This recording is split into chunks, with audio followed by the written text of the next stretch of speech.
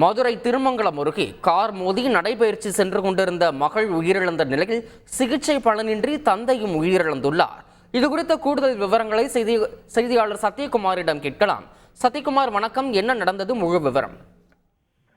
நிச்சயமாக மதுரை திருமங்கலம் முகமது ஷாபுரத்தை சேர்ந்தவர் துளசிநாதன். இவர் இந்த செல்போன் கோபுர பராமரிப்பு பணியில் ஈடுபட்டு வருகிறார். இவருக்கு விஜயலட்சுமி என்கிற மனைவியும் 6 வயதில் சஸ்திகா என்கிற மகளும் உள்ளனர்.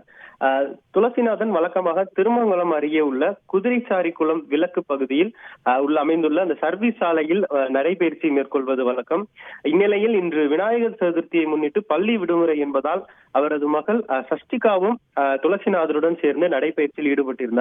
அப்போது சென்னையிலிருந்து நாகர்கோவில் நோக்கி வந்து கொண்டிருந்த கார் ஒன்று திடீரென கட்டுப்பாட்டை இழந்து அதிவேகமாக வந்து இந்த 4 வழி சாலையில் நடைபயிற்சியில் ஈடுபட்டு கொண்டிருந்த தந்தை மகள் இருவர் மீது மோதியது.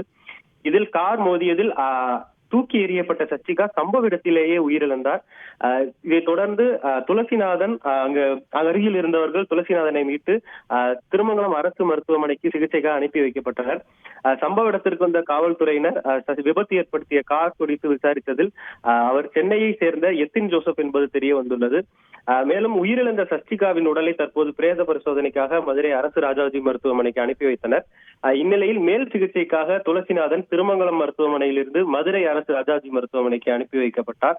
தற்போது துளசிநாதனும் சிகிச்சை பலனின்றி உயிரிழந்துள்ளார். இச்சம்பவம் குறித்து திருமங்கலம் காவல்துறையினர் தற்போது வழக்கு பதிவு செய்து விசாரணை மேற்கொண்டு வருகின்றனர்.